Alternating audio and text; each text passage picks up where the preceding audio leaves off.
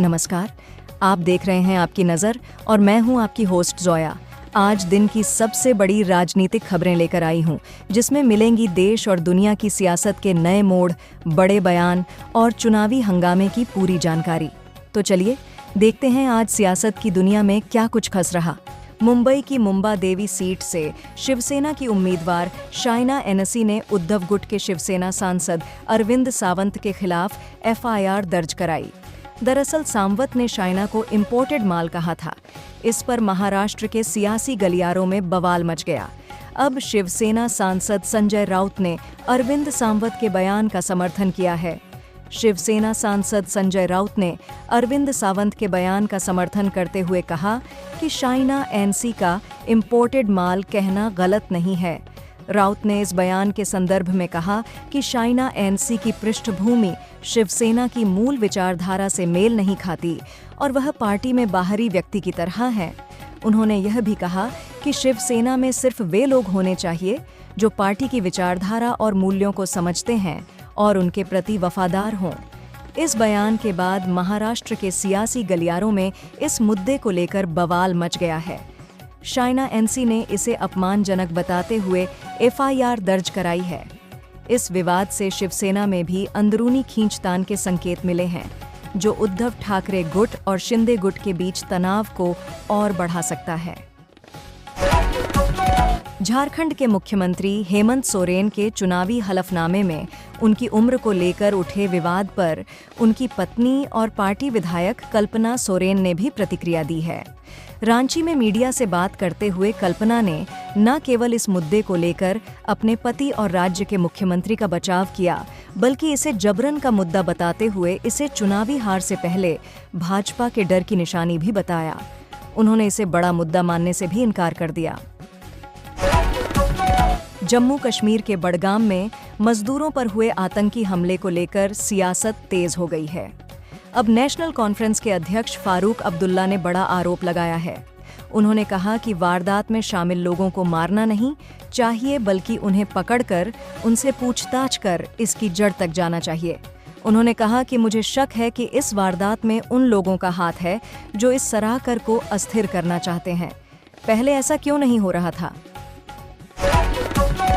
Iran के सर्वोच्च नेता अली खामेनेई के सलाहकार कमाल खर्राजी ने इजरायल और परमाणु हमले को लेकर नया बयान दिया है। उन्होंने कहा कि अगर तेहरान को अपने अस्तित्व पर खतरा महसूस होता है तो ईरान के परमाणु सिद्धांत में बदलाव की संभावना है। खर्राजी ने ईरान समर्थक एक ब्रॉडकास्टर चैनल अल मायदीन को से बातचीत की और कहा कि ईरान के पास परमाणु हथियार बनाने की तकनीकी क्षमता है, लेकिन इस समय सर्वोच्च नेता के फतवे के कारण ईरान ने इसे रोक रखा है। कांग्रेस के राष्ट्रीय अध्यक्ष मल्लिकार्जुन खड़गे के चुनावी वादों पर दिए बयान पर पीएम नरेंद्र मोदी ने शुक्रवार को पलटवार किया। प्रधानमंत्री ने सोशल मीडिया पर लिखा, कांग्रेस को यह बात अब समझ में आ रही है कि झूठे वादे करना तो आसान है, लेकिन उन्हें सही तरीके से लागू करना मुश्किल या नामुमकिन है। इस पर कांग्रेस प्रवक्ता सुप्रिया श्रीनेत का बयान भी आ गया है। उन्होंने कहा कि कांग्रेस के मौजूदा अध्यक्ष दलित समाज से आते हैं, इसलिए इस पद पर उनका होना बीजेपी को नागवार गुजर रहा है। इजरायल पर कभी भी ईरान जवाबी हमला कर सकता है। इसको लेकर खुद इजरायल तैयारियों में जुटा है। ईरान द्वारा हमले की तैयारी भी की जा रही है। इसका आदेश खुद ईरान के सर्वोच्च नेता खामेनेई द्वारा दी जा चुकी है। ईरान के सर्वोच्च नेता के मुताबिक ईरानी सेना को ग्रीन सिग्नल दिया गया है। 2024 महाराष्ट्र चुनाव में शिवसेना नेता अरविंद सावंत द्वारा भाजपा नेता शाइना एनसी को इंपोर्टेड माल कहने पर बवाल मच गया है। इस बयान को लेकर राजनीतिक गलियारों में तीखी प्रतिक्रिया हुई है और कई नेताओं ने इस टिप्पणी की निंदा की है। यह विवाद मुंबई की मुंबा देवी विधानसभा सीट पर चुनावी माहौल को और गर्मा रहा है, जहां दोनों के बीच कांटे की टक्कर देखी जा रही है। कांग्रेस पार्टी ने आरोप लगाया है कि निर्वाचन आयोग धुलमूल रवैया अपनाते हुए शिकायतों को रफा दफा कर देता है। बता दें कि 9 अक्टूबर 2024 को कांग्रेस ने चुनाव आयोग को हरियाणा चुनाव में कथित अनियमितताओं पर शिकायत भेजी थी, जिसका जवाब आने के बाद कांग्रेस ने इस पर असंतुष्टि जाहिर की है। कांग्रेस पार्टी ने निर्वाचन आयोग के रवैये पर नाराजगी जाहिर करते हुए कहा है कि आयोग उनके द्वारा की गई शिकायतों को गंभीरता से नहीं लेता और उन्हें नजरअंदाज करने की कोशिश करता है। कांग्रेस ने आरोप लगाया है कि हरियाणा चुनाव में कथित अनियमितताओं पर 9 अक्टूबर 2024 को शिकायत दर्ज कराने के बावजूद निर्वाचन आयोग ने उचित कार्रवाई नहीं की। पार्टी का कहना है कि आयोग का रवैया धुलमुल है और शिकायतों को रफा दफा कर दिया जाता है, जिससे निष्पक्ष चुनाव प्रक्रिया पर सवाल उठता है। कांग्रेस के अनुसार निर्वाचन आयोग को स्वतंत्र और निष्पक्ष चुनाव सुनिश्चित करना चाहिए, लेकिन आयोग द्वारा प्रतिक्रिया में दिए गए जवाब ने पार्टी को संतुष्ट नहीं किया है। कांग्रेस का मानना है कि यदि आयोग ने उचित कार्रवाई नहीं की तो यह चुनावी प्रक्रिया में पारदर्शिता और निष्पक्षता पर असर डाल सकता है और पार्टी इस मुद्दे को आगे उठाने पर विचार कर रही है।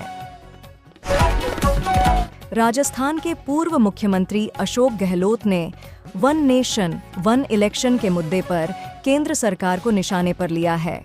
गहलोत ने इसे लोकतांत्रिक प्रक्रियाओं के खिलाफ बताते हुए कहा कि यह देश की विविधता को नजरअंदाज करने जैसा है। इसके अलावा उन्होंने गोधरा कांड को पाठ्य पुस्तकों से हटाने के मुद्दे पर भी राज्य के वर्तमान शिक्षा मंत्री मदन दिलावर की टिप्पणी की आलोचना की। गहलोत का कहना है कि इस तरह के कदम इतिहास को तोड़ मरोड़ कर पेश करने के बराबर हैं, जो आने वाली पीढ़ियों के लिए सही जानकारी के महत्व को कम कर सकते हैं। दिलजीत दोसांझ के जयपुर में होने जा रहे कॉन्सर्ट को लेकर बीजेपी में विरोध शुरू हो गया है। राजधानी जयपुर की हवा महल सीट के विधायक बाबा बाल मुकुंदाचार्य का कहना है कि यह सनातन के खिलाफ है और यहां कॉन्सर्ट की जगह सत्संग करवाना चाहिए।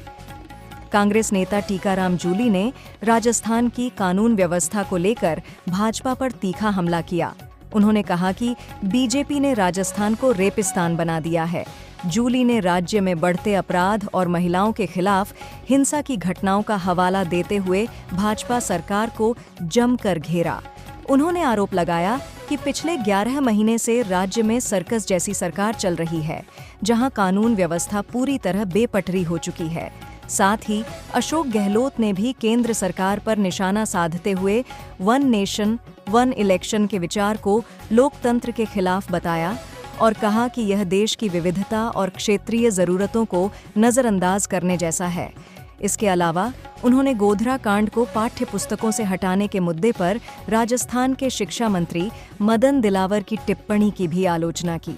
गहलोत का मानना है कि इतिहास को इस तरह से बदलना आने वाली पीढ़ियों को गलत जानकारी देना है। राजस्थान में राइजिंग राजस्थान योजना को लेकर सरकार की नई योजनाएं सामने आई हैं। भाजपा नेता राज्यवर्धन राठौड़ ने बताया कि इस योजना का उद्देश्य राज्य में विकास और प्रगति के नए आयाम स्थापित करना है। इसके तहत विभिन्न क्षेत्रों में निवेश को बढ़ावा देने और रोजगार के अवसरों को बढ़ाने की योजना है, जिससे राज्य की आर्थिक स्थिति में मजबूती आएगी। राठौड़ ने कहा कि यह योजना राज्य को उन्नति की ओर ले जाने का एक प्रयास है, जिसमें शिक्षा, स्वास्थ्य और इंफ्रास्ट्रक्चर में सुधार पर ध्यान दिया जाएगा। दूसरी ओर दिवाली के अवसर पर राजस्थान में त्योहार की धूम देखने को मिल रही है। पूरे राज्य में बाजारों में रौनक और रोशनी के साथ लोगों में खुशी का माहौल है। भाजपा ऑफिस में दिवाली की पूजा का आयोजन भी किया गया, जिसमें डिप्टी सीएम प्रेमचंद बैरवा, मंजू शर्मा, सौम्या गुर्जर और कुसुम यादव सहित कई नेता उपस्थित थे। चुनाव आयोग ने कांग्रेस की उस शिकायत का जवाब दे दिया है, जिसमें हरियाणा विधानसभा चुनाव में गड़बड़ी की शिकायत की गई थी। चुनाव आयोग ने कांग्रेस के सभी आरोपों को निराधार बताया है और मतदान से लेकर नतीजे घोषित किए जाने तक की प्रक्रिया को पूरी तरह से सही और नियमों के अनुसार संपन्न कराए जाने का स्पष्ट जवाब दिया है। चुनाव आयोग ने कहा कि हरियाणा चुनाव में किसी भी तरह की गड़बड़ी की कोई गुंजाइश नहीं पाई गई है। इस संबंध में चुनाव आयोग की ओर से एक जवाबी पत्र कांग्रेस अध्यक्ष मल्लिकार्जुन खड़गे को लिखा गया था। इस पत्र में चुनाव आयोग ने कहा कि कांग्रेस चुनाव के नतीजों की विश्वसनीयता के बारे में बिना किसी ठोस सबूत या आधार के ही संदेह पैदा करने की कोशिश कर रही थी। भारत सरकार लॉरेंस बिश्नोई गैंग की आपराधिक गतिविधियों पर रोक लगाने के लिए कड़े कदम उठा रही है। इस बीच बिश्नोई के भाई अनमोल बिश्नोई के संबंध में एक अहम सूचना सामने आई है, जिसने सुरक्षा एजेंसियों की सतर्कता बढ़ा दी है। अमेरिकी अधिकारियों ने अनमोल की अमेरिका में मौजूदगी की पुष्टि की है, जिसके बाद मुंबई पुलिस और एनआईए राष्ट्रीय जांच एजेंसी ने अपने प्रयास तेज कर दिए हैं। झारखंड के चक्रधरपुर और जमशेदपुर में शनिवार सुबह भूकंप के झटके महसूस किए गए। जमशेदपुर में सुबह 9:12 पर भूकंप आया। भूकंप की तीव्रता 4.3 मापी गई। भूकंप की वजह से कितना नुकसान हुआ है, इसकी जानकारी अब भी नहीं मिल पाई है। खरसावा में भूकंप की तीव्रता 4.3 मापी गई। भूकंप के बाद लोग अपने घरों से बाहर निकल आए। फिलहाल स्थिति नियंत्रण में है। पूर्व मुख्यमंत्री अशोक गहलोत ने राजस्थान में आगामी चुनावों को लेकर एक बड़ा दावा किया है। उन्होंने कहा कि जनता सरकार से नाराज है और इसका फायदा कांग्रेस को मिल सकता है। गहलोत ने बताया कि हाल ही में उनकी महाराष्ट्र यात्रा के दौरान उन्होंने देखा कि वहां भी कांग्रेस के पक्ष में माहौल बन रहा है। उन्होंने कहा, आम जनता में सरकार के प्रति नाराजगी है, जो हमारे लिए फायदेमंद साबित हो सकती है। गहलोत ने यह भी स्पष्ट किया कि कांग्रेस अपने विकास कार्यों और जनहितैषी नीतियों के आधार पर चुनावी मैदान में उतर रही है। उनका मानना है कि जनता ने पिछले कार्यकाल में जो वादे किए गए थे, उनमें से कई पूरे नहीं हुए और इस असंतोष का लाभ कांग्रेस को चुनावों में मिल सकता है। इस बीच पार्टी के अन्य नेताओं ने भी चुनावी तैयारी को लेकर जोरदार बयान दिए हैं। वहीं भाजपा पर भी हमले जारी हैं, जिसमें पार्टी की नीतियों और कार्यों पर सवाल उठाए जा रहे हैं। गहलोत ने कहा कि कांग्रेस की योजनाएं और उनकी क्रियान्वयन की रणनीतियों से जनता का विश्वास जीतने का प्रयास किया जाएगा। उत्तर प्रदेश के मुख्यमंत्री योगी आदित्यनाथ ने हाल ही में रावण और दुर्योधन के डीएनए पर दिए गए बयान पर अपनी प्रतिक्रिया व्यक्त की। उन्होंने कहा कि इस तरह के बयान समाज में केवल विभाजन और विवाद को बढ़ाने का कार्य करते हैं। योगी ने यह भी कहा कि ऐसे बयानों से नफरत फैलती है और यह हमें सच्चाई से भटका देते हैं।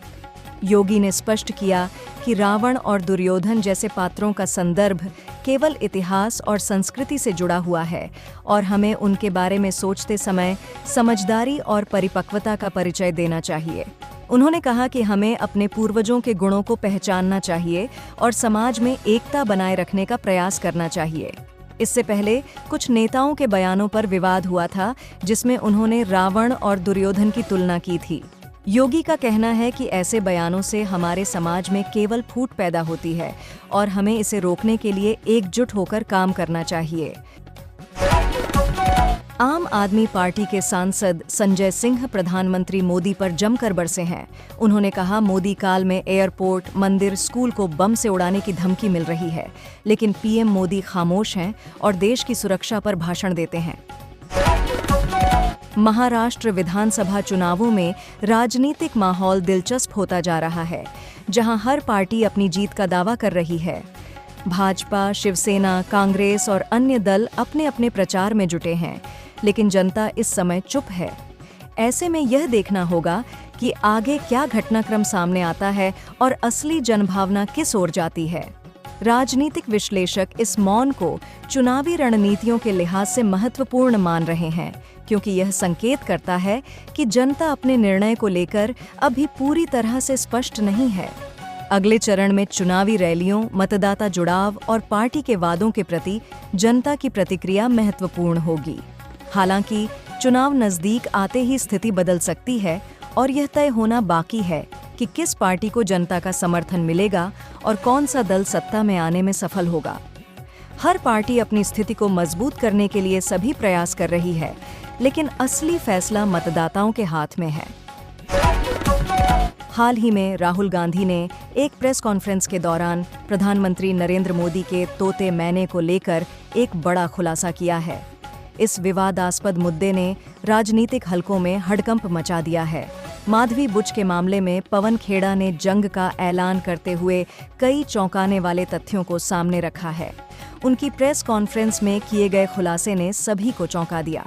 पवन खेड़ा ने कहा कि यह मुद्दा केवल एक राजनीतिक बयानबाजी नहीं है, बल्कि इसके पीछे गहरे सत्य छिपे हुए हैं। क्या है मामला? पवन खेड़ा ने खुलासा किया कि कैसे यह तोता मैना नरेंद्र मोदी के द्वारा भारत की जनता के सामने प्रस्तुत किए गए विचारों और नीतियों की सच्चाई को छुपाने का एक तरीका है। उन्होंने सरकार पर आरोप लगाया कि वह असल मुद्दों से ध्यान भटकाने के लिए इस तरह के हथकंडे अपना रही है।